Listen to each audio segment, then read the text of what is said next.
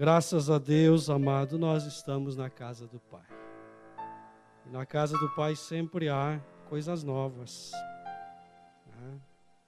Na casa do Pai sempre há uma abundante bênção sobre os seus filhos. Abra sua Bíblia em 1 João, capítulo 1, e versículos 5, 6, 7, 8, 9 e 10. 5 versículos. Vamos meditar um momento nessa palavra.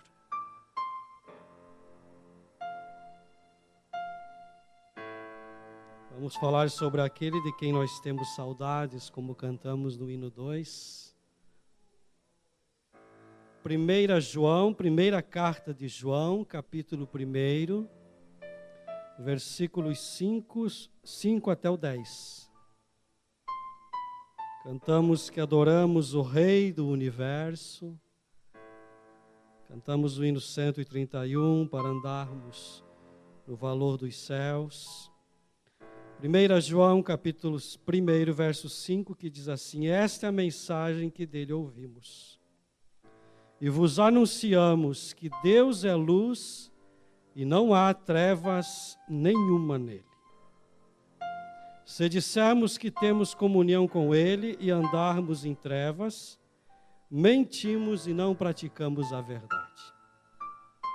Mas se andarmos na luz como ele na luz está, temos comunhão uns com os outros, e o sangue de Jesus Cristo nos purifica de todo o pecado. Se dissermos que não temos pecado nenhum, enganamo-nos a nós mesmos e a verdade não está em nós. Se confessarmos os nossos pecados, ele é fiel e justo para nos perdoar os pecados e nos purificar de toda injustiça. Se dissermos que não temos cometido pecado, fazemo-lo mentiroso e a sua palavra não está em nós. Essa é a palavra de João à igreja no primeiro século. E a carta de 1 João, queridos irmãos, ela coloca Cristo no centro de toda a verdade.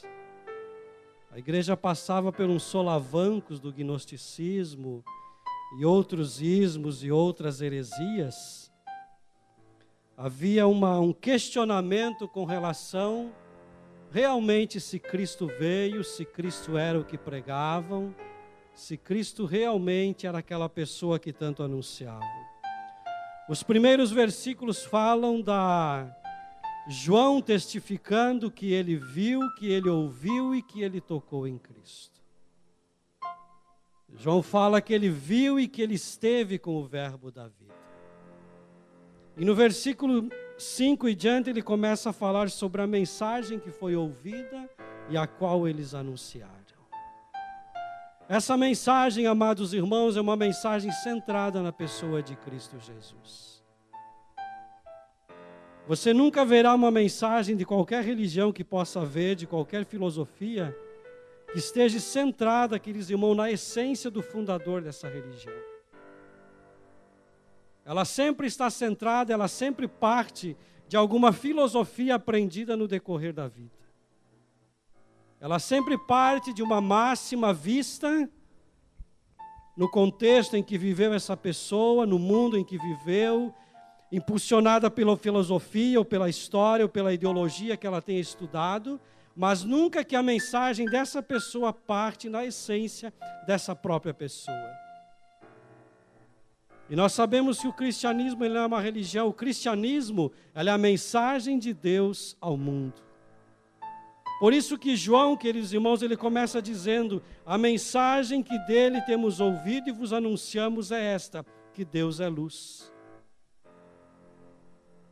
Quer dizer, num mundo, queridos irmãos, em que os homens tateiam buscando pela verdade, e se você conversar com qualquer seguidor de qualquer filosofia, de qualquer religião, ele está sempre em busca de uma luz. As sociedades secretas, quando se entram na sociedade secreta, há uma confissão de que eu estou em busca de uma luz. Eu estou em busca de uma luz maior, de uma luz mais excelsa, de uma iluminação exaltada, de algo que coloque dentro de mim aquilo que eu preciso. E quando João começa escrevendo a sua primeira carta, ele diz: a mensagem que dele ouvimos e vos anunciamos é esta, que Deus é luz. E João, ele coloca isso com muita propriedade, meus amados irmãos, porque ele esteve com a essência de Deus, que era Cristo Jesus. Ele esteve com aquele que se revelou como Verbo de Deus, como a Palavra de Deus. E se nós analisarmos o Verbo de Deus no Velho Testamento, nós vamos ver que a Palavra de Deus foi que trouxe as coisas à existência. Pela Palavra de Deus houve luz, pela Palavra de Deus houve divisão entre terra e água, pela Palavra de Deus foram criados luminares, pela Palavra de Deus foram criados os pássaros, as plantas, os animais marinhos e todas as coisas. Pela Palavra de Deus, Moisés entra no Egito, depois de ter estado um tempo fora dele, e diz: é em nome do eu sou que eu vim tirar os filhos de Israel do Egito. Então João, meus queridos irmãos, não está falando nada de diferente do que séculos antes havia sido anunciado. Mas agora parece que ele fala com mais, vamos dizer assim, mais propriedade, se dá para dizermos isso. Ele diz: o que eu ouvi, o que eu vi, o que eu toquei, nas vezes que eu senti, de quem eu aprendi, é essa mensagem que eu vos trago.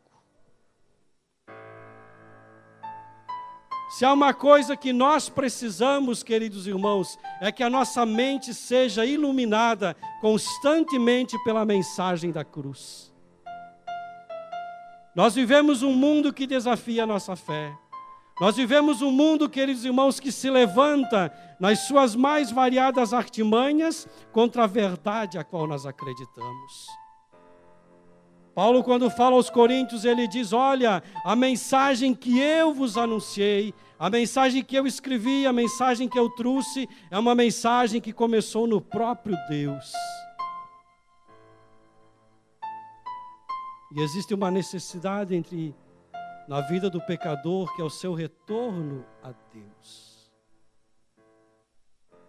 E quando João levanta a sua voz, ou quando ele silencia num quarto, numa mesa, numa escrivaninha, e pega a pena para escrever, e o Espírito Santo lhe inspira, lhe ilumina, lhe enche das palavras da verdade, e ele começa a combater, queridos irmãos, toda a filosofia que ora vinha para destruir com o fundamento da verdade. Ele diz: olha, o Deus que eu vos anunciei é um Deus de luz. E por ele ser um Deus de luz, não há como nele ter treva alguma. Em Deus não há trevas, irmãos. Porque a escuridão, as trevas, nada mais é do que a falta de luz, a ausência de luz. Por isso que quando a mensagem do Evangelho é pregada, quando a mensagem do Evangelho começa a cutucar a mente do pecador, quando a mensagem do Evangelho, ela vem e começa a mexer com as entranhas espirituais da pessoa, a pessoa começa a ver que ela está num lugar em que ela não pode estar. Ela está num lugar de trevas, ela está num lugar deslocado daquele em que Deus está. Então João disse: a mensagem que eu vos anuncio é a mensagem de essência, é uma mensagem de verdade, é uma mensagem de luz. Não é uma mensagem elaborada em laboratórios filosóficos, não é uma mensagem trazida conforme o conhecimento popular, o conhecimento empírico, o conhecimento passado de geração para geração. A mensagem que eu vos trago, que eu vos anuncio, ela tem a sua origem no próprio Deus. E tendo a sua origem no próprio Deus, ela é uma mensagem de luz. Por isso que Paulo escreve em 1 Coríntios 14, quando ele fala sobre os dons, ele disse que quando há profecia na igreja, quando há uma pregação clara na igreja, o pecador que está ali, ele começa a ver que ele está num ambiente ele está num local em que alguma coisa lhe fala que ele não está bem. É a mensagem de Deus que começa a penetrar o coração do pecador. É a verdade de Deus que começa a incomodar-nos. Porque quando nós estamos distante de Deus, quando o homem não está reconciliado com Deus, essa verdade lhe cutuca constantemente. Além da consciência, vamos dizer, natural, como Paulo falou aos Romanos, de que há um Deus, de que esse Deus é transcendente, de que esse Deus, ele é o Criador de todos os céus, de toda a terra, e de que esse Deus colocou, como dizia um pastor meu, um tribunal dentro do homem, que é a consciência, e disse Paulo, ora lhe acusando, ora lhe absolvendo. É a verdade de Deus que começa a incomodar o pecador. Mas segue João e diz, se dissermos que temos comunhão com Ele e andarmos nas trevas, mentimos e não praticamos a verdade.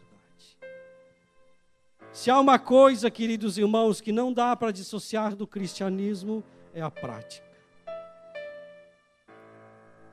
Você não pode viver um cristianismo de luz e continuar num mundo de trevas. Você não pode dizer que crê num cristianismo da verdade, num Deus de verdade, e você continua na prática da mentira. Você não pode dizer que tem comunhão com Deus, enquanto você está abraçado com o Deus deste mundo, com os valores deste mundo, com os princípios desse mundo. João aqui ele é bem prático com relação ao Evangelho. O primeiro versículo que eu li começa com o artigo A, e todos os outros começam com uma condição C. Se dissermos que temos comunhão, quer dizer, se nós confessamos, amados, que temos comunhão com Deus, mas andamos segundo os valores do mundo, nós estamos mentindo. Essa luz, essa verdade não nos iluminou, queridos irmãos, como nós deveríamos ser iluminados. Nós não nos deixamos totalmente que essa luz transpassasse em todo o nosso interior para que vivêssemos de acordo dela. Como se dizia antigamente, um pé no mundo, um pé na igreja. E se há um momento em que isso nos proporciona, é esse momento contemporâneo em que vivemos. Hoje parece que é mais fácil termos uma máscara de cristão. Mas disse João, se dissermos que temos comunhão. E é interessante que o desenrolar dos versículos de João, queridos irmãos, o começo da carta aponta para o verbo de Deus, que é Cristo Jesus. Quando ele começa a entrar na mensagem de Deus, que é o próprio Cristo, ele passa pela comunhão, mas ele diz também, queridos irmãos, se porém andamos na luz, como ele está na luz, temos comunhão uns com os outros, e o sangue de Cristo Jesus nos purifica de todo pecado. Essa expressão, o sangue de Jesus, nesse contexto, queridos irmãos, parece que ele está no centro de toda a mensagem de João, que vem antes e que vem depois desse versículo. Ele começa falando sobre o verbo de Deus, a mensagem de Deus, o sangue de Cristo Jesus, que nos traz comunhão com Deus. E se nós tivermos comunhão com Deus, nós temos comunhão uns com os outros. Nós vivemos numa unidade de pensamento, nós vivemos numa unidade de propósito. Nós temos um alvo, queridos irmãos, nós temos um objetivo que é juntos o quê? Chegarmos no céu. Quando Moisés envia 12 espias para espiar a terra, somente 2 voltam em comunhão. Os outros 10, eles se dissociam dos 2 e eles não conseguem ter a visão deles. Por quê? Porque eles olharam para si mesmos. A comunhão, queridos irmãos, ela começa com a redenção de Cristo Jesus. Quando nós reconhecemos que somos pecadores e dependentes de Deus, nós começamos a ter uma única visão de nós mesmos em relação a Deus. Quer dizer, todos nós somos necessitados das misericórdias de Deus. Todos nós estamos debaixo, como disse Paulo, encerrou todos debaixo do pecado. Para que ninguém diga, eu sou melhor, eu sou pior, eu tenho direitos, eu tenho isso, não. Encerrou todos debaixo do pecado. Para que todos, pelo último Adão, sejam resgatados, que é Cristo Jesus. Quando os espias voltam de verificar a terra, 10 dizem, olha, não dá não. Lá tem homens gigantes, lá tem homens impossíveis de se vencer. Mas 2 deles, Josué e Calebe, disse não. Realmente todas essas coisas são verdadeiras. Mas Deus nos dará a terra. Realmente há todos esses perigos, mas quando nós olhamos as coisas na ótica de Deus, amados, quando nós estamos em comunhão com Deus, em comunhão uns com os outros, nós conseguimos ver a obra de Deus numa ótica só e Deus nos dará a vitória. Então, se nós andamos com a luz, como Ele na luz está, temos comunhão uns com os outros e o sangue de Cristo Jesus nos purifica de todo pecado. Mas João mostra aqui, queridos irmãos, que parece que há um perigo constante em que nós estamos propensos a cair. Nós somos propensos, queridos irmãos, a dizermos que não temos pecado. Nós somos propensos a dizermos que nós não precisamos andarmos confessando os nossos pecados. Diz que Sócrates dizia, ele dava graças a Deus porque ele não tinha pecado. Ele se achava um cara altamente ético, altamente filosófico. E ele se orgulhava de que ele não tinha pecado. E diz João, se dissermos que não temos pecado ou não cometemos, a nós mesmos nos enganamos e a verdade não está em nós. João começa a mostrar o perigo, irmãos, de nós minarmos a nossa comunhão com Deus, de nós distorcermos a mensagem que provém de Deus. De nós, queridos irmãos, começarmos a colocarmos alguns vernizes no pecado para deixarmos ele um pouquinho melhor ou um pouco bonito, digamos assim. Mas ele disse, se dissermos que não temos ou não cometemos pecados, a nós mesmos nos enganamos e a verdade não está em nós. Nós devemos ter, amados, constantemente um cuidado com relação à mensagem, como disse João, que desde o princípio ouvistes. Se há uma coisa que o cristão não deve negligenciar todos os dias e horas de sua vida, é a questão da sua vigilância com Deus. O seu ato de viver a sua vida prática todos os dias. Nós somos convidados a todos os dias, amados irmãos, nós negociarmos a nossa vida cristã, a negociarmos os nossos valores. Nós estamos hoje vivendo de forma que somos propensos a toda hora a negociarmos por qualquer coisa a vida cristã. Mas João nos chama a atenção e ele diz, amados, não diga que você não comete pecado. Não permita que a verdade de Deus se ofusque na tua vida de tal forma que você venha a dizer que você não precisa do perdão de Deus.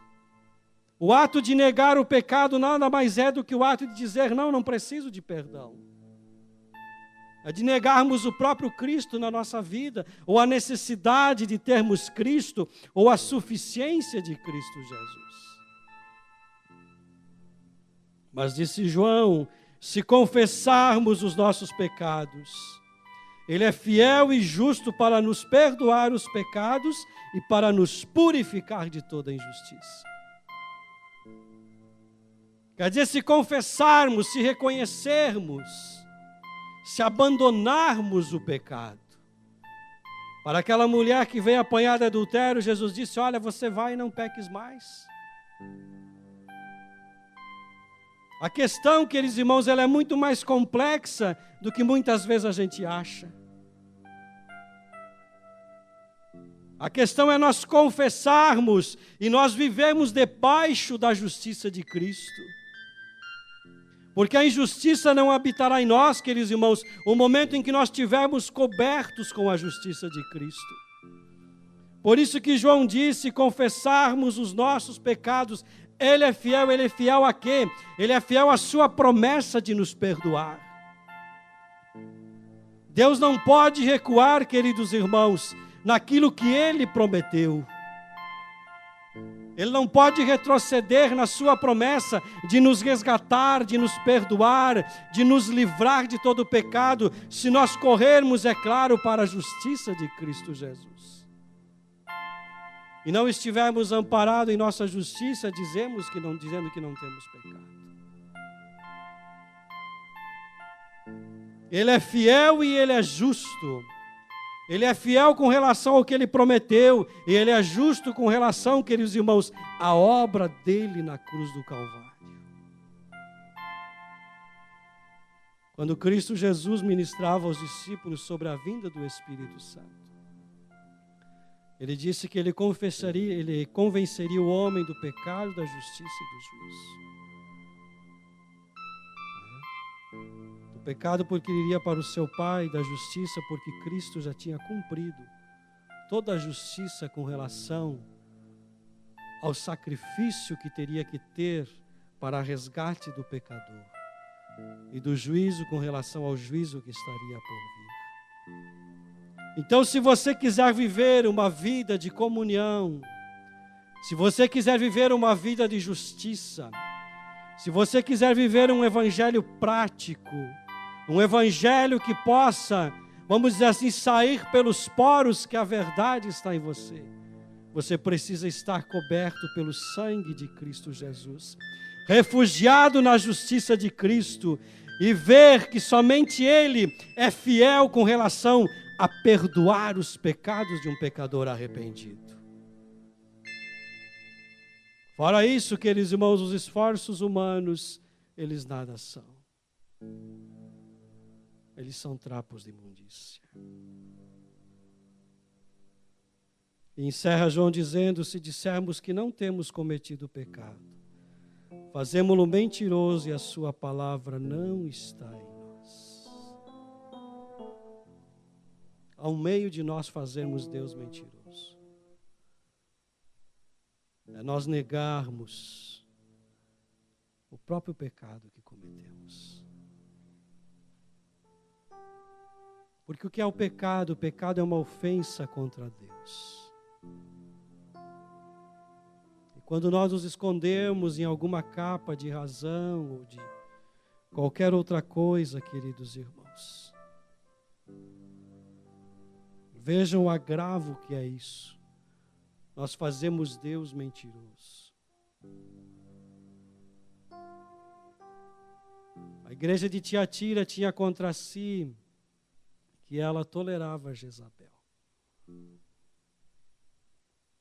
Ela tolerava os ensinos, as maracutaia que ela fazia quando Deus repreende Tiatira. E quando João encerra a carta a Tiatira, ele diz em um único versículo: ouvi o que o Espírito Santo diz às igrejas. Se você quiser viver uma vida de santidade, você tem que ouvir o Espírito Santo. O Espírito Santo, ele fala através da palavra de Deus. Ele fala através do verbo vivo ressurreto. Ele fala através da mensagem de luz que ora pregamos. Quando Deus nos chama a viver uma vida de comunhão com Ele, conforme vimos nessa carta, nós temos, vamos dizer assim, se é que eu poderia dizer algum caminho a seguir, nós temos que começar pela mensagem de Deus. Porque o princípio de toda a vida cristã está nele. Não adianta nós fazermos atalho, começamos por Ele. Pela mensagem que dele ouvimos. Essa mensagem, queridos irmãos, aqui mexe conosco. Essa mensagem que nos faz olhar para a cruz de Cristo e ver que lá está o sangue vertido que nos purifica de todo o pecado. É essa mensagem que nos faz ver que Cristo, por meio da cruz, Ele une Deus ao homem. Precisamos reconhecer isso. E precisamos reconhecer que nós somos pecadores e nós precisamos desse perdão. Que Deus possa nos abençoar, amados. Vamos viver uma vida de comunhão com Deus.